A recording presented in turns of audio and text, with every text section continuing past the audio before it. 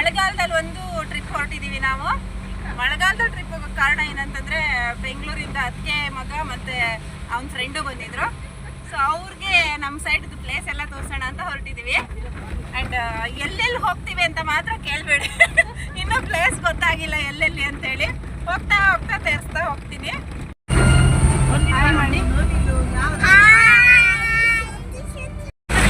ಬೆಳಿಗ್ಗೆ ನಾವು ಹೊರಟಲ್ಲಿಂದ ಸಿಕ್ಕಾಪಟ್ಟೆ ಮಳೆ ಬರ್ತಾ ಇದೆ. ಈ ಮಳೆಯಲ್ಲಿ ನಾವು ಏನೇನು ನೋಡ್ತೀವಿ ಅಂತ ನನಗಂತೂ ಗೊತ್ತಿಲ್ಲ. ಇಲ್ಲೊಂದು ಫಾಲ್ಸ್ ಇದೆ, ಬಟ್ ಕೆಳಗಡೆ ಹಿಡಿಯೋ ಸ್ಟೇಜಲ್ಲಿ ಇಲ್ಲ, ತುಂಬ ಮಳೆ ಬರ್ತಾ ಇದೆ. ಇವತ್ತಿನ ಟ್ರಿಪ್ ಪೂರ್ತಿ ಕಾರಲ್ಲೇ ಕುತ್ಕೊಂಡು ನೋಡೋದೇನು.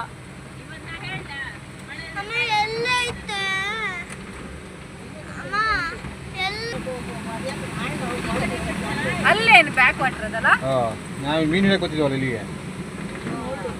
ಏನಾ ಒಳ್ಳೆ ಮೀನು ಬಂದಿತ್ತು ಅಲ್ಲಿ. ಕಾರಲ್ಲೇ ಕುತ್ಕೊಂಡು ಆ ಒಂದು ಫಾಲ್ಸ್ನ ನೋಡಿದ್ವಿ, ಏನೂ ಕಾಣಿಸ್ಲಿಲ್ಲ. ಸೊ ಮಳೆ ಬೇರೆ ಬರ್ತಾಯಿತ್ತು, ರಿಸ್ಕ್ ಯಾಕೆ ಅಂತ ಅಲ್ಲಿಂದ ಸ್ವಲ್ಪ ಮುಂದೆ ಬಂದು ಮಾಣಿ ಡ್ಯಾಮ್ಗೆ ಹೋದ್ವಿ. ಇದು ಡ್ಯಾಮಿಂದ ಹೊರಗಡೆ ಇದು ವಿಡಿಯೋ. ಸೊ ಡ್ಯಾಮ್ ಒಳಗಡೆ ಪರ್ಮಿಷನ್ ಇರಲ್ಲ, ಪರ್ಮಿಷನ್ ತೊಗೊಂಡು ಹೋಗಬೇಕು. ಅಷ್ಟು ಈಸಿಯಾಗಿ ಪರ್ಮಿಷನ್ ಕೊಡಲ್ಲ. ಬಟ್ ಒಳಗಡೆ ನಮ್ಮದು ರಿಲೇಟಿವ್ ಮನೆ ಇತ್ತು, ಸೊ ಅಲ್ಲಿಗೆ ಹೊರಟಿದ್ವಿ ನಾವು. ಹಾಗಾಗಿ ಅಂದವೇ ನಮಗೆ ಪರ್ಮಿಷನ್ ಸಿಕ್ತು. ಸೊ ಒಳಗಡೆ ಕೂಡ ಒಂದು ಊರಿದೆ, ಅಲ್ಲಿ ನಮ್ಮ ಅಕ್ಕನ ಮನೆ ಇದೆ. ಸೊ ಅಲ್ಲಿಗೆ ಹೋಗುವಾಗ ನಮಗೆ ಇದ್ರ ಒಳಗಡೆ ಸೀನ್ ಎಲ್ಲ ನೋಡೋದಕ್ಕೆ ಸಿಗತ್ತೆ.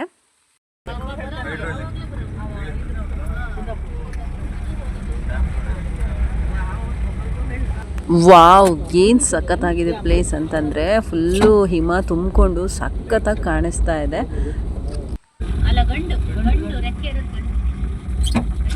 ಹಕ್ಕಿ ನೋಡ್ ಮಗ. ಹಾಗೆ ಅಲ್ಲಿ ನಮ್ಮ ನವಿಲ್ ಕೂಡ ನೋಡೋದಕ್ಕೆ ಸಿಕ್ತು.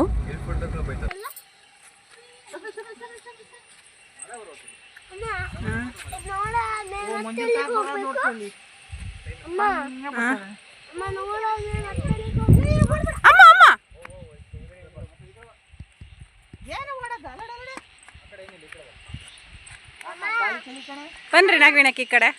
ಕಾಲದಲ್ಲೂ ನೀರು ಕುಡಿಯೋರನ್ನ ನೋಡಿ. ಅತ್ತೆ ಸೊಸೆ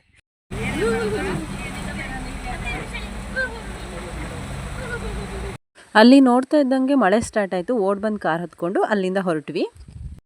ಈ ಒಂದು ಮಾಣಿ ಡ್ಯಾಮ್ಗೆ ನಮ್ಮ ಅಮ್ಮನ ಮನೆ ಹತ್ತಿರ. ಸೊ ಹಂಗಾಗಿ ನನ್ನ ತಮ್ಮನ ಹೆಂಡತಿ ಮತ್ತು ಅಮ್ಮ ಕೂಡ ಬಂದು ಜಾಯ್ನ್ ಆಗಿದ್ದರು. ಸ್ವಲ್ಪ ದೂರ ನಾನು ಅವರು ಓಮಿನಲ್ಲಿ ಹೋಗ್ತೀನಿ ಅಂತೇಳಿ ನಾನು ಮಕ್ಕಳು ಮತ್ತು ನನ್ನ ತಮ್ಮನ ಓಮಿನಲ್ಲಿ ಮುಂದೆ ಹೋದ್ವಿ. ಇನ್ನು ಮಿಕ್ತವರೆಲ್ಲ ಹಿಂದೆ ಓಮಿನಲ್ಲಿ ಬರ್ತಾಯಿದ್ರು. ಸೊ ನಾವು ಮುಂದೆ ಹೋಗಿ ಯಡೂರು ರೀಚ್ ಆಗಿ ಒಂದು 1/4 ಗಂಟೆ ವೆಯ್ಟ್ ಮಾಡಿದ್ರು ಕೂಡ ಶ್ರೀ ಓಮಿನಿ ಬರಲಿಲ್ಲ. ಸೊ ಏನಾಯಿತು ಅಂತೇಳಿ ಭಯ ಸ್ಟಾರ್ಟ್ ಆಯಿತು. ವಾಪಸ್ ಬಂದು ನೋಡಿದ್ರೆ ಸೈಡಿಗೆ ಹಾಕ್ಕೊಂಡಿದ್ರು, ಇಂಜಿನ್ ಹೀಟ್ ಆಗಿದೆ ಅಂತ ಹೇಳಿಬಿಟ್ಟು. ಸೊ ಸ್ವಲ್ಪ ನೆಮ್ಮದಿ ಆಯಿತು. ಏನಾಯಿತು ಅಂತ ಹೇಳ್ಕೊಂಡು ಭಯ ಪಟ್ಕೊಂಡು ಬಂದಿದ್ವಿ. ಆಮೇಲೆ ಒಂದು ಸ್ವಲ್ಪ ಹೊತ್ತು ವೆಯ್ಟ್ ಮಾಡಿ ಇಂಜಿನ್ ಕೂಲ್ ಆದಮೇಲೆ ಸೊ ಅದಕ್ಕೆ ನೀರು ಹಾಕ್ಕೊಂಡು ಮತ್ತೆ ಅಲ್ಲಿಂದ ನಾವು ಘಾಟಿ ದೇವಸ್ಥಾನಕ್ಕೆ ಹೊರಟ್ವಿ. ಸೊ ಹೋಗೋಷ್ಟೊತ್ತಿಗೆ ಲೇಟ್ ಆಗಿಬಿಟ್ಟಿತ್ತು.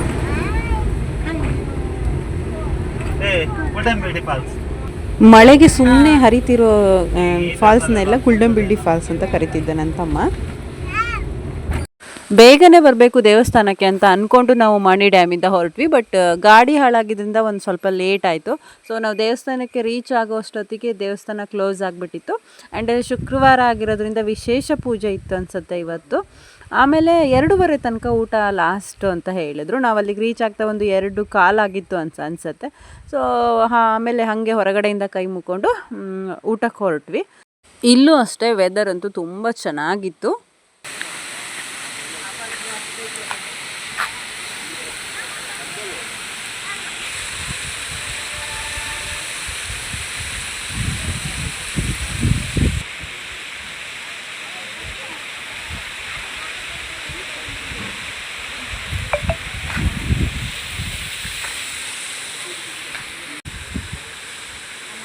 ನೀರು ಮೇಲೆ ಬೆಳ್ಕೊಂಡು ಬರ್ತಾರೆ ಇಸ್ಕೋತು ಎಲ್ಲರೂ ಜಲ ಹಿಡಿಯೋದನ್ನು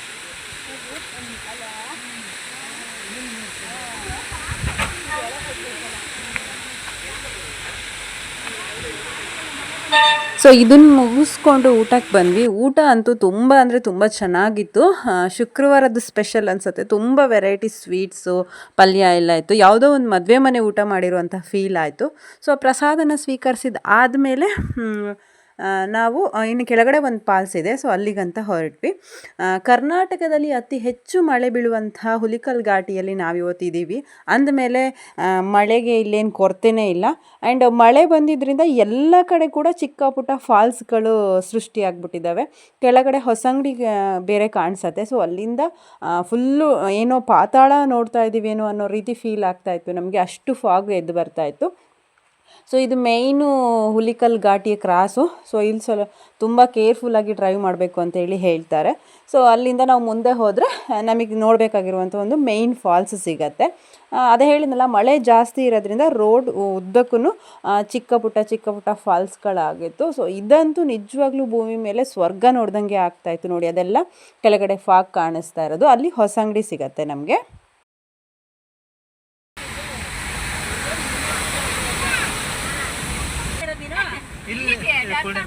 ನೋಡ್ಕೊಂಡು ಸ್ವಲ್ಪ ಇದೆ ಅಲ್ಲ ಅಂತ ಇಲ್ಲೊಂದು ಸ್ವಲ್ಪ ಎಲ್ಲ ಇದೆ. ಇವೆಲ್ಲ ಕುಯ್ಡಂಬೇಡಿ ಫಾಲ್ಸ್ ಅಂತ ಚಂದ ಕಟ್ಟಿದೆ ನೋಡಿ. ಇವೆಲ್ಲ ಕುಯ್ಡಂಬೇಡಿ ಫಾಲ್ಸ್ ಅಂತ.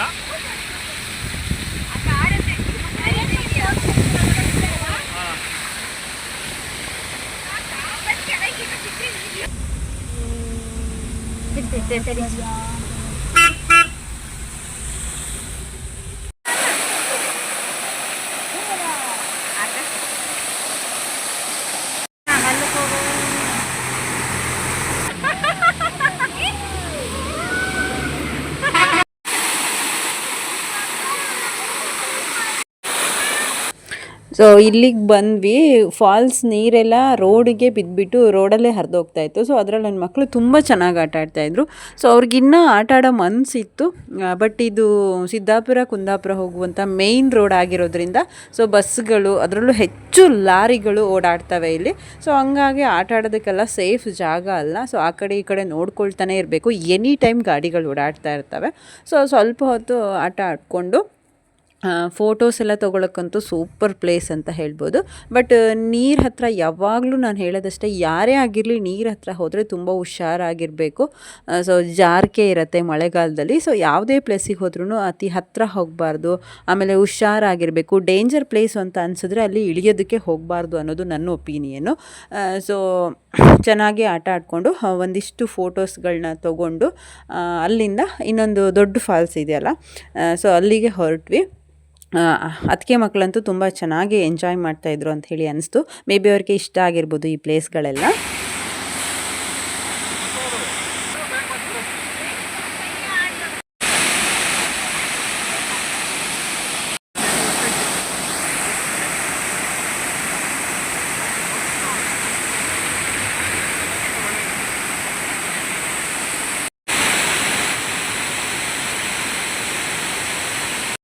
ಸೊ ಇದೇ ಮೇಯ್ನ್ ಫಾಲ್ಸು. ತುಂಬ ಸ್ಪೀಡಾಗಿ ನೀರು ಬೀಳ್ತಾ ಇರುತ್ತೆ. ಸೊ ಹುಷಾರಾಗಿರ್ಬೇಕು ಇಲ್ಲಿ. ಸೊ ಇಲ್ಲೆಲ್ಲ ಫೋಟೋಸ್ ತೊಗೊಂಡು ಸ್ವಲ್ಪ ಮೇಲೆ ಬಂದ್ವಿ. ಅಂದರೆ ದೇವಸ್ಥಾನದಿಂದ ಮೇಲೆ ಬಂದಮೇಲೆ ಇಲ್ಲೊಂದು ವ್ಯೂ ಪಾಯಿಂಟ್ ಇದೆ. ಸೊ ತುಂಬ ಚೆನ್ನಾಗಿದೆ. ಸೊ ಅದನ್ನು ಸ್ವಲ್ಪ ಹೊತ್ತು ನೋಡಿದ್ವಿ ನಾವು.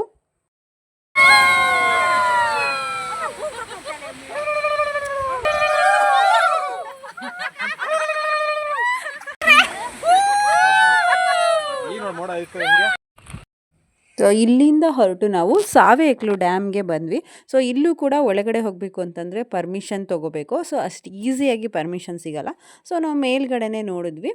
ನೀರೇನು ಫುಲ್ ಆಗಿರಲಿಲ್ಲ. ನೀರು ಫುಲ್ ಆದರೆ ಮಾತ್ರ ಅಲ್ಲಿ ಓವರ್ಫ್ಲೋ ಆಗುತ್ತೆ. ಅದು ನೋಡೋದಕ್ಕೆ ತುಂಬ ಚೆನ್ನಾಗಿರುತ್ತೆ. ಬಟ್ ನೀರು ಫುಲ್ ಆಗಿರಲಿಲ್ಲ. ಹಾಗಾಗಿ ನಾವು ಒಳಗಡೆ ಹೋಗೋದಕ್ಕೆ ಪರ್ಮಿಷನ್ ತೊಗೊಂಡ್ಲಿಲ್ಲ. ಇಮಿಡಿಯೇಟಾಗಿ ಹೋದರೆ ಪರ್ಮಿಷನ್ ಸಿಗೋದು ಇಲ್ಲ ಕೂಡ. ಸೊ ಇದಿಷ್ಟು ನನ್ನ ತವರೂರಲ್ಲಿ ಒನ್ ಡೇ ಟ್ರಿಪ್ ಆಗಿತ್ತು. ಸೊ ಇವತ್ತು ತೋರಿಸಿರೋಂಥ ಪ್ಲೇಸ್ ನಿಮ್ಗೆಲ್ಲರಿಗೂ ಇಷ್ಟ ಆಗಿದೆ ಅಂತ ಅಂದ್ಕೊಳ್ತೀನಿ. Thank you.